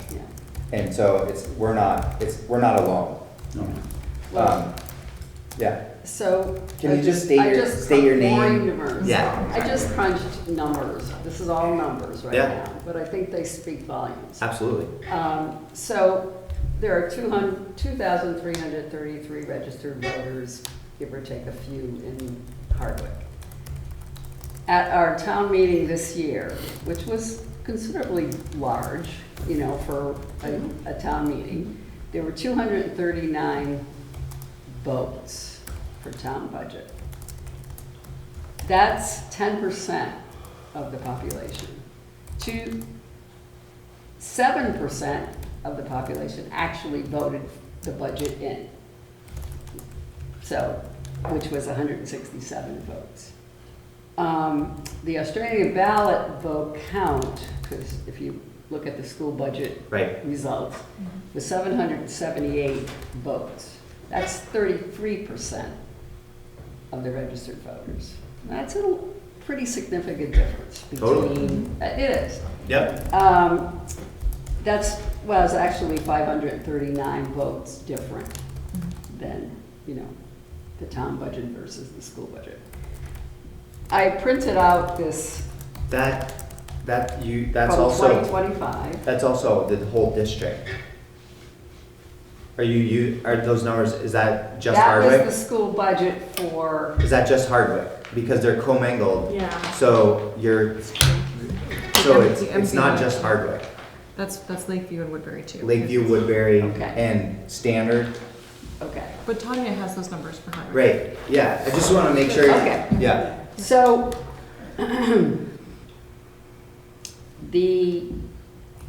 anyway, this is from the Elections Division, Vermont Secretary of State printout, 2025. How many towns vote Australian ballot for different things? Like for town officers, 167 towns vote Australian ballot. For the town budget, 91 towns vote Australian ballot. For public questions, 111 voted Australian ballot. 139 Australian ballot for school budgets. I mean, that's a lot of towns that have already adopted Australian ballot for various reasons, and not just the large towns, but smaller than Hardwick all the way through Burlington size.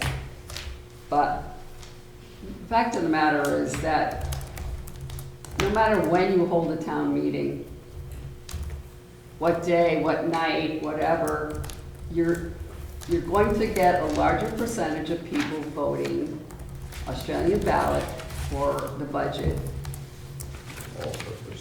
than you would if you did it at a hand vote or whatever in a town meeting. And we really need to consider that. That is important.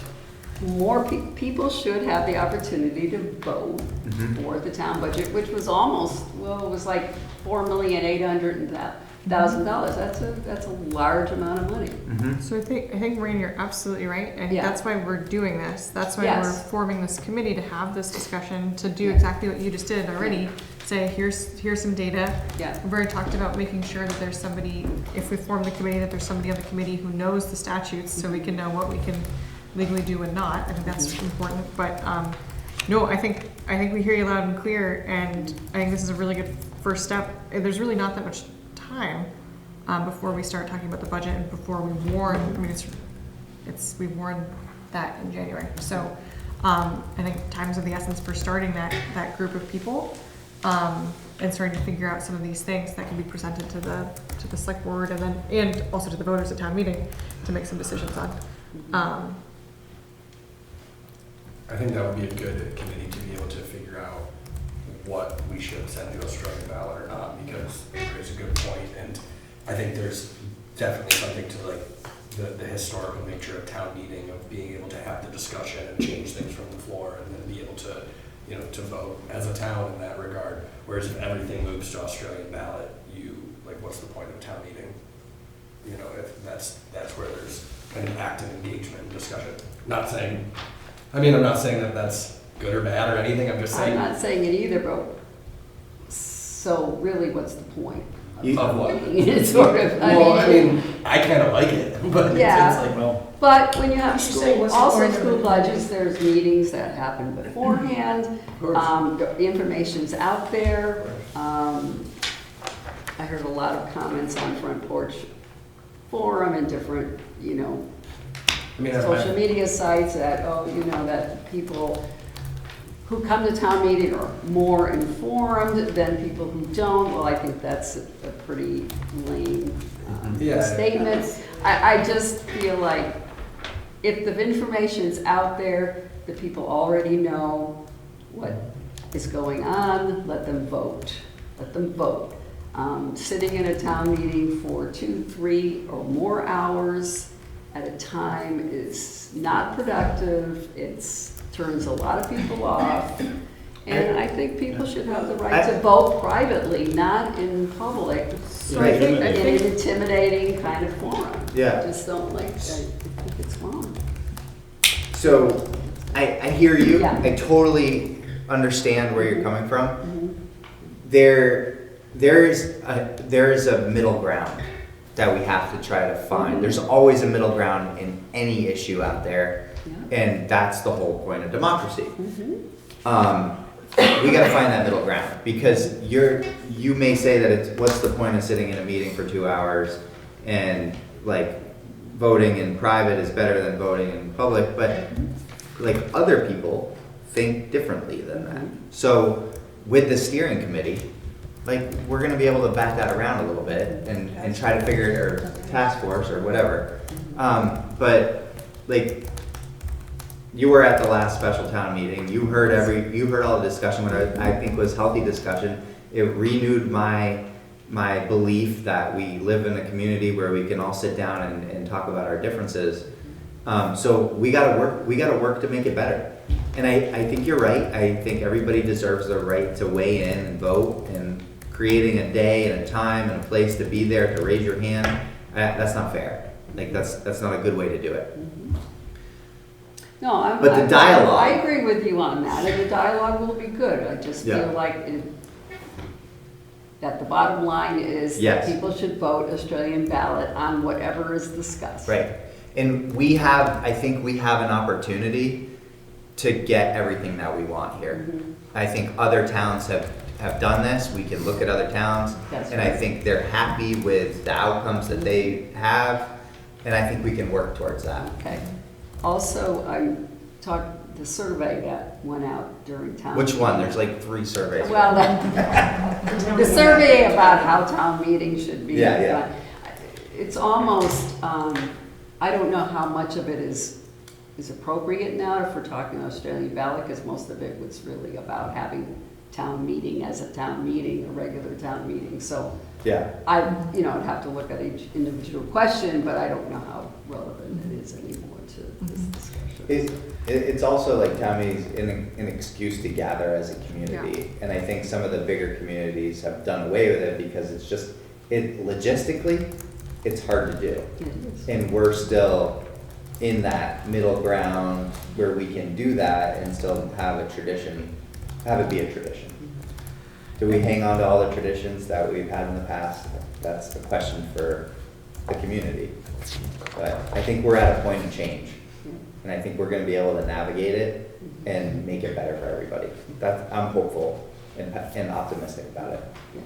I personally think that a lot of it rubbed me the wrong way, because you have people that are scripted to stand up at a certain time and read off an index card. This is the way I want the meeting to go because someone's debating and making a point.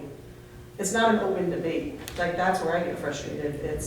But it is. It is, but then someone says, I motion to do this, and then it's a second, and then we change the rules in the middle of the meeting. And not everyone's getting to speak.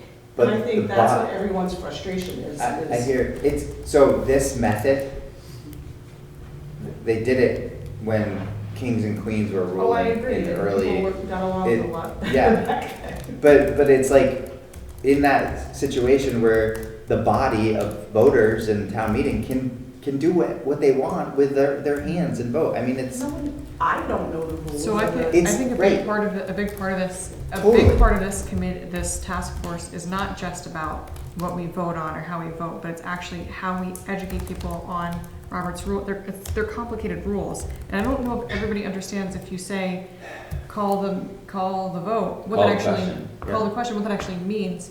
So I personally feel like there needs to be some education or a cheat sheet in the town report of like, if you motion this X example, this is what happens. And so I totally hear you. I think that's why this group is really important, and I hope that, I mean, you are all engaged in many other committees and task force, but we want to get a lot of people involved in this, so that way we can really figure out how we're going to do it better, as Opie already said. And I don't think we're going to necessarily, I appreciate you coming in tonight to tell us about it, but I really think that all of that information and all of that feedback needs to really go to that group to then figure out and then come back to us, and we can continue to have that conversation. But I really think that, and one of the big questions I had tonight was who from the board and the town was going to be on that task force, because I think that's really important as well. But I think that's really like, it's very similar to what we were just talking about with the Jackson Dam. We can't make any decisions tonight because we need more information and we need more. Oh, I realize We that. need more input. But I don't want it to die. That's what I was feeling Totally. like. That's I why don't think I'm it's here. going to. Yeah. Yeah. I really I don't. just want to keep this conversation going because it's very important. It is. And I feel like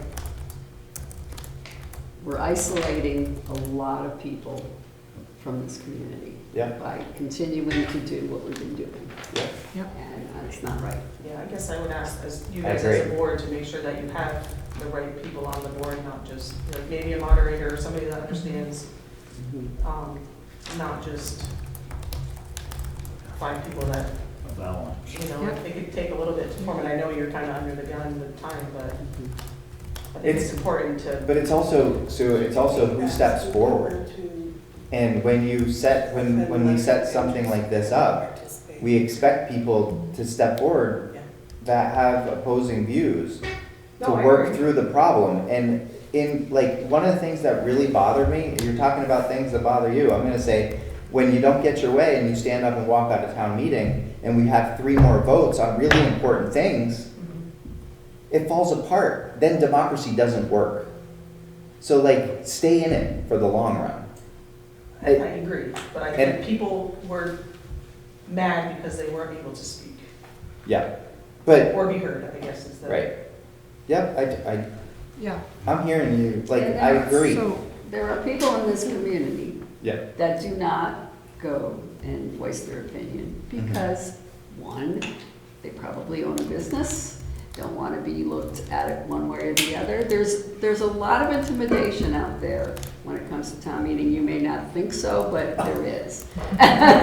Oh, there definitely And it's is. not, that's in itself is wrong. You know, that's just, Some of that intimidation is coming from in here though. Like, it's all fabricated, I think, because it's not fabricated. we can, but I don't believe If it that. affects your business, If it and affects- in a way that you vote, and there are several businesses in this town that- Sure.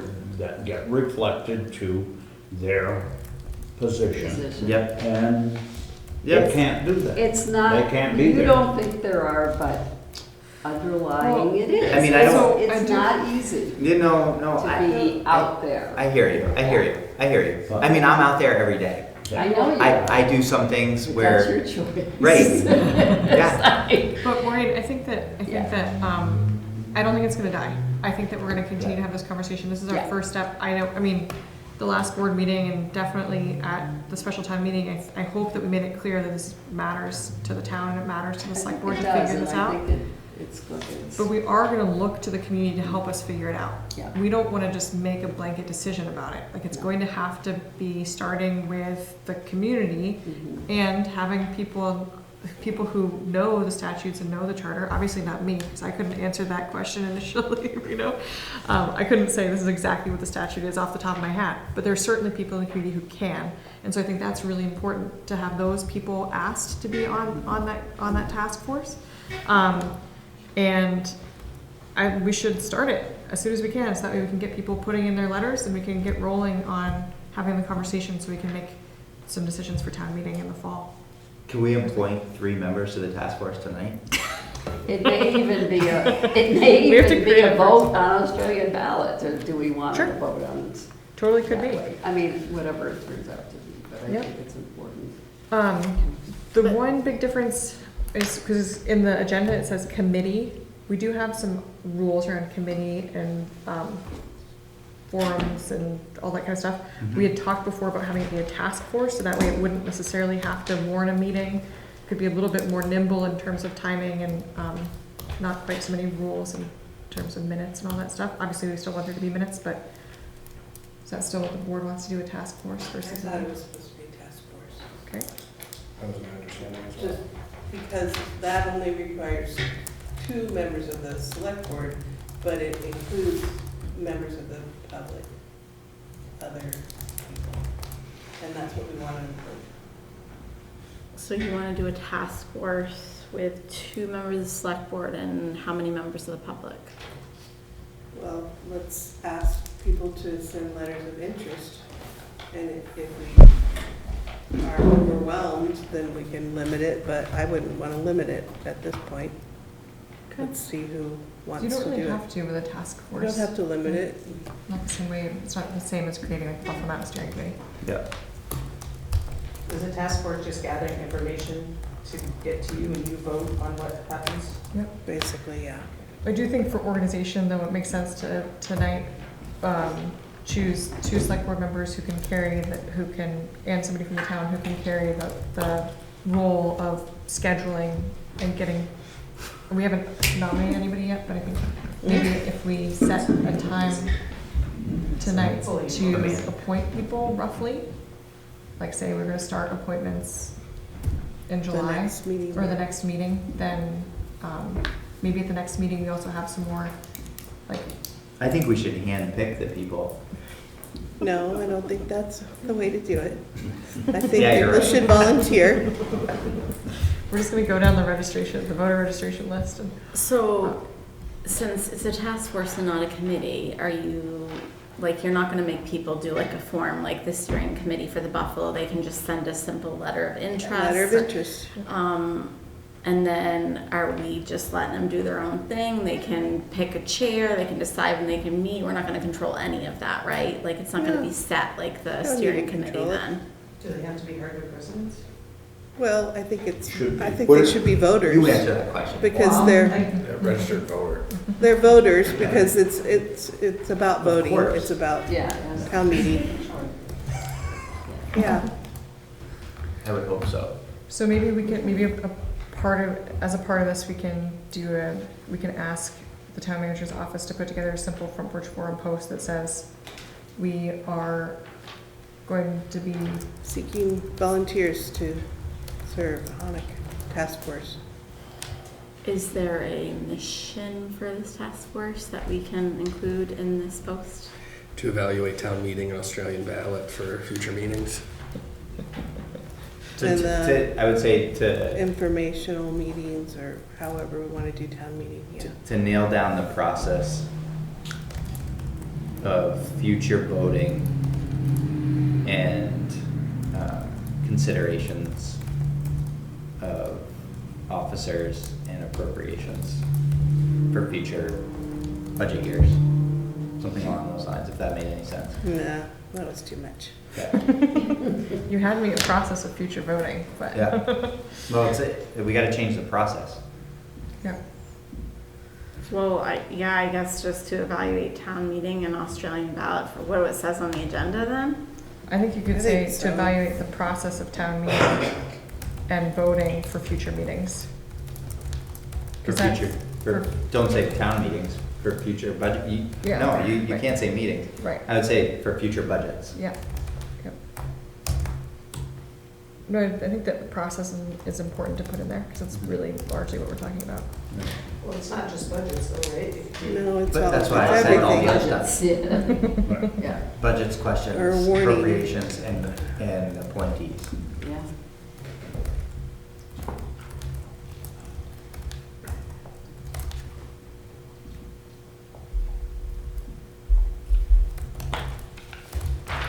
Feel like you have it, Casey? But the numbers that you have are, it's still, to me, the elections, that the votes, like during election years, the votes are a little higher. It's like, I've heard Tanya say it's about 700 people vote during an election year. But that's still, that 33%, like, how do you get, you know, the other 66% of the people that you're not hindering from showing up at the polls to vote? Yeah. Like, how do you get those folks involved in their community and in their local democracy? Like, that's the question I have. Well, I think this, Yeah, but those votes were not, that wasn't a lot. But if the kids believe in Oh, support. the long game, you Yeah. mean? I thought you meant the school budget. No. Yeah, we gotta invest in our time and energy with the kids in the school, because if you bring them in now, maybe they'll wanna stay here or come back here and grow up here. Like, I was in the store the other day, getting a breakfast sandwich. Sorry, I gotta tell the story. It's a good story. And getting a breakfast sandwich and a coffee, and I ran into 5 people, 2 of the people working at the store and 3 people that showed up to buy stuff in the store that I went to high school with. And I was like, this is great. It's nice to see everybody, you know, like, I want that in our community. I know that's corny, but it matters, and it means a lot to me, so one of my thoughts for this task force is also that they would also figure out some ways to,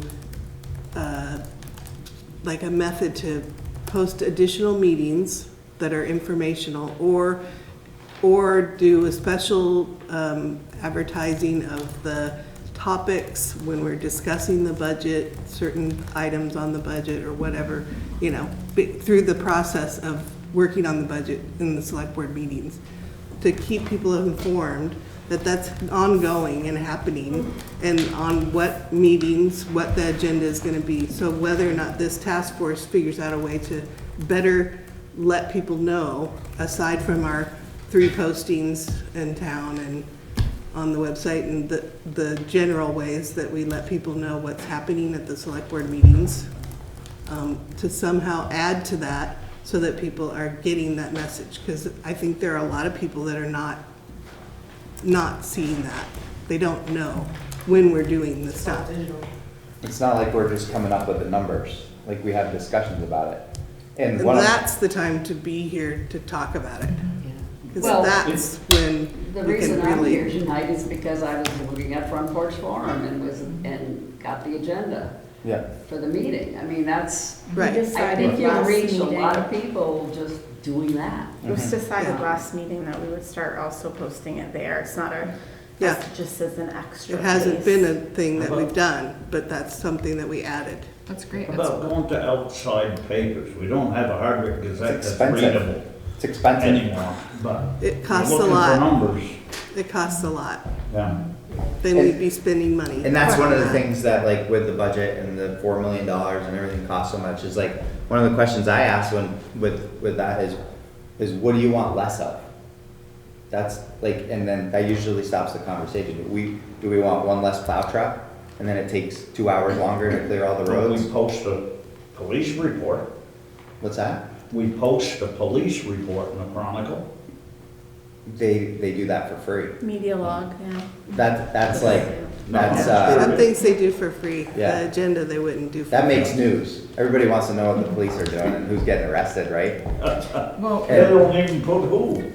All they put is Well, that we're how required many events. for every arrest to do a press release for every arrest with their charges. so I really, That's a requirement by law. I really appreciate all of you coming, and no, it's really important. I think just to tie into what everyone was just saying, we can, we're gonna do a Front Porch Forum post and we'll put it on the website, but telling people that we're creating, I know after the special First town and meeting, third Thursdays. I emailed a couple of people who spoke and said, we're gonna probably be creating a task force, like, reach out to the people who might be a good fit, because that sometimes even just people feel good to be asked as well. So I think we can all be responsible for that in our own way.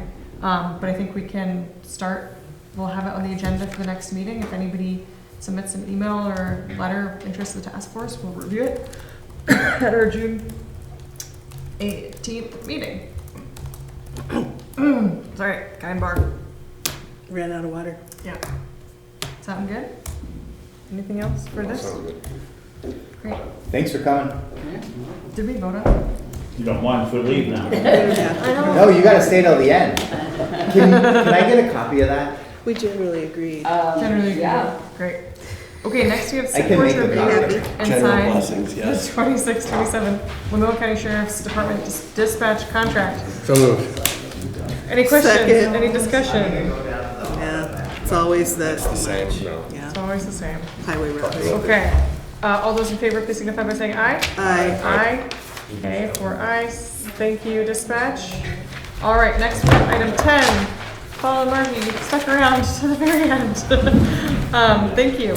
We have select board to consider appointing members to the Buffalo Mountain Steering Committee. So we currently have some committee members. This, I know it's been in flux a little bit, Casey, but it's right now 12, right?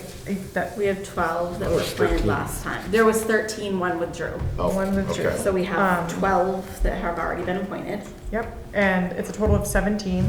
Yep, Um, and there's 6 people who Yep. are in. We did, one of the 18. questions about Dylan last time, just to review, was we weren't sure if he was a landowner in Hardwick. Turns out that he is. So Dylan's is still. Hopefully that before I left. We should have I listened made to it very clear. Dylan is still interested in being part of the steering committee, as you probably saw in your packet. And we do have, I know we have Margie here, and I think that might be it. Did we get any of that information about Dylan? Like, is he a, Yeah, we just went over that. sorry. Yes, Just covered it. Yeah, they own land on Buffalo. yep, yep. Haley, Eric was here, but he had to go. He's off.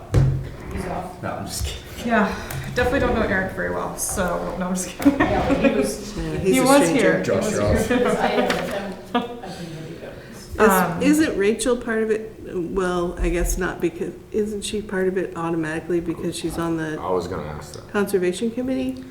So, Like, they can participate at One of- whatever level.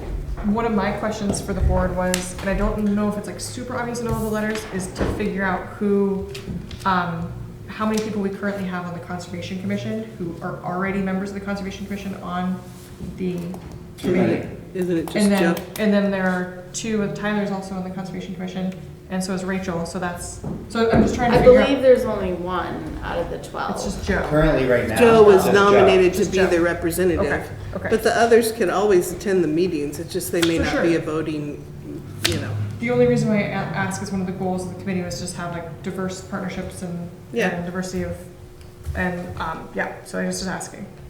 So Joe is the representative there, great.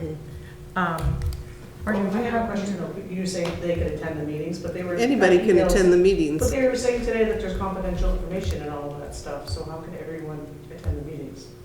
Paul, aren't they open meetings? Excuse me?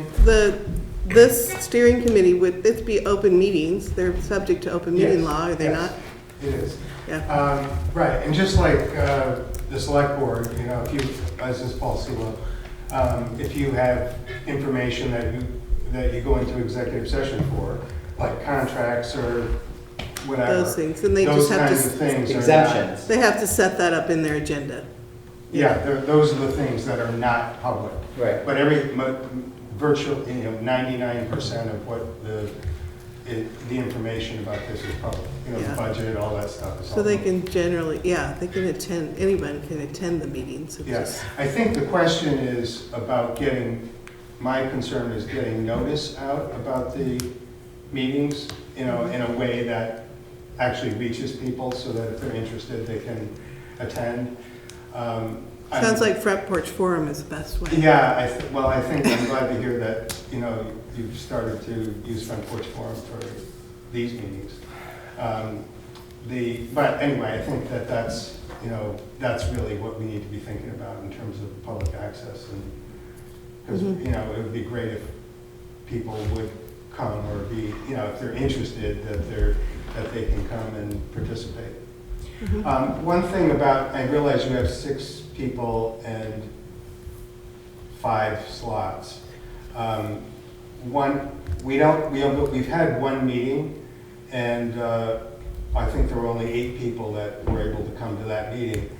We may find over time that somebody needs to step off, and I'm wondering if you could make 5 appointments and an alternate so that you don't have to go through this again if somebody steps off the committee. Yeah, makes Yeah, sense. we've already had somebody step off, so. Right. Yeah. Yeah, and actually, I would just say Rachel has said, Yeah. the commission's already represented by Joe, and that was the decision of the commission. But Rachel has already said that she didn't want to step in and take a slot. But you could make Rachel Be a good one. Make her an alternate. Great, so the recommendation would be, oh, Does our document outline that we can do that? we Don't don't, we have a specific steering committee document about how it was gonna be structured? Did it reference alternate? I doubt it. I don't believe it did. That's all, I'm just saying, like, it's just, Yeah. no, That I was- I don't disagree that it's a good idea, but it's just that Well, if someone document. steps down, we could just go back to the pool. That's all, it's just that, I don't think that document mentions an That was gonna be, alternate. that was gonna be my comment too. We could just re-engage with the person. Right. Yep. So I would make a motion to appoint Dylan LaFlamme, Eric Remick, Tyler Buswell, Margie Prevo, Marie Lepre-Gribon. LaPre-Gabon, okay, to the steering committee, We're all Buffalo Mountain Steering Committee. Second, the motion. Discussion? Any other discussion? Yeah, so you're gonna have 2 people. Tyler's on the Conservation Commission. I don't think he is anymore. Oh, okay. His name is still on the list, but he said in one of his public statements that he was no longer on the commission. Okay. That's the only source I have, is that Okay. his statement in the. Okay. I don't vote anyways. There's, any other discussion about that? What happens if he is? Doesn't matter. Kick him off or just? Kind of matters. If there's 2 people from the Conservation Commission on there? Why? Well, then you have, I mean, a whole part of the goal is to have, Right, but if there's an alternate and if Rachel steps in, then there'd be 2, it's like, they're both, They're probably like-minded, like, sure, it's like, I'm sure there's a lot of people who are, like-minded and align under different kind of sides or opinions and whatever. they also, like we talked about before, knowing the ins and outs of how to make things happen. Sure, so I guess is your recommendation that we don't allow I think Tyler on it? You should look into it. I don't think he's on the I think we have Yeah, testimony that right, we don't yeah. think he's on the Conservation Commission. That's. Right. Yeah, If he that's my point. resigned, I didn't know about it, but I just wanna look real quick and see what it says So on we- here. I mean, in terms of our ask to everybody, we got letters. He's not listed on our roster, Yeah, on so the he's not on. website. right, and No, there's only one vacancy, which may be his, but no, he's not on there anymore, according to the website, which this is pretty current. This is usually kept up to date. Based on my really organized email inbox, I probably have an email from him. I think the important thing to reiterate is that the meetings are open to everybody, so, I think that if we pulled all 17, if we vote on these 5 tonight, if we pull all 17, then we do have, we represent a lot of different people in partnerships, and a lot of people wear multiple hats in the community, so it's hard to say, oh, I'm just a part of this one group, like Eric, but everybody on this list is involved with many different organizations, not just one. And it does seem like because they're meeting twice a month, there probably will continue to be turnover and need for people to serve. So I think let's call it to a vote. We've got a motion and a second. Any other question? For everyone but Rachel. Yeah, I don't think it matters too much. All those in favor, please indicate by saying aye. Aye. Aye. Opposed, abstentions? Okay. Thank you to everybody we were joking at the last meeting, we've talked about so many task forces and committees, and we couldn't have them without all of the people volunteering for that. So thank you very much. Really excited to hear how that goes. Okay, that's it. We have select board reports. Just from the townhouse, the addition, the stairs and the new addition are getting polyurethane finished.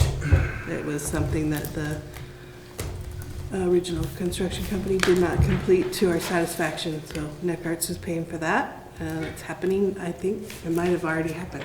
I don't know. And today I spent all day in St. Albans at the Downtown Historic Preservation Conference and got a lot of good information and ideas, and those are always good events to go to and see people. Awesome. Sounds like fun. I have a little one. It's the East Hardwick Children's Parade this Saturday. It starts at the old yellow school building at the chiropractors, I believe at 10 o'clock. It is one of the cutest things you'll ever attend. Anyone, any age child, young or old, is welcome to walk in the parade, and it ends at the Grange, and there's usually free ice cream.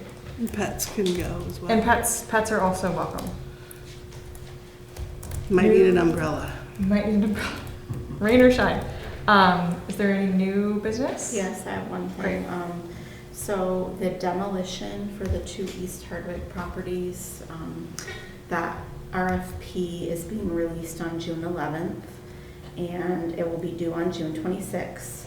Your next select board meeting, or after that, you won't meet until July 16th because we don't have whatever. So all I need to know is if we could possibly consider doing like a 7:30, 8 a.m. special meeting on June 29th, 30th, or July 1st, just to select the contractor for that, because the clock is already ticking. Those properties closed on 5/22, and we only have 90 days to get it done. So really don't want to wait until the July 16th meeting to select a contractor and get that going. As long as you're going to be in video option. I won't be Oh here yeah, it physically. has to be, but- yeah. So, I mean, I can do like a doodle poll for your availability those days. Can we just pick? Yeah, the first works fine. July 1st is a Wednesday? It's a Wednesday. Like Wednesday morning, like is 7:30 too early for people, or 8 o'clock? What do you prefer? 5 a.m. I'd be happy to come. That 4 works better for me, but Be happy to come in person, but I'd prefer 8 o'clock. 8, okay. Does that work? Yeah. And we can do video option. July- It'll be July- really quick. July 1st. Yeah, it's gonna be a quick thing. Yeah, Here's that'd be are your options. I'm sure Kristen will have a nice little summary about Great. each contractor, who we're gonna recommend. It should be like a 5-minute meeting. Sounds like July 1st at 8 a.m. works just fine. Okay, You will have a perfect. quorum. The children's parade lineup is at 10:30 and the parade starts at 11. Thank you. Definitely gonna be raining. Definitely going to be raining, but that's okay. Kids are resilient. Yeah, they like All like right. it. Any other new business? When is the select board retreat? Are we doing a doodle poll for that?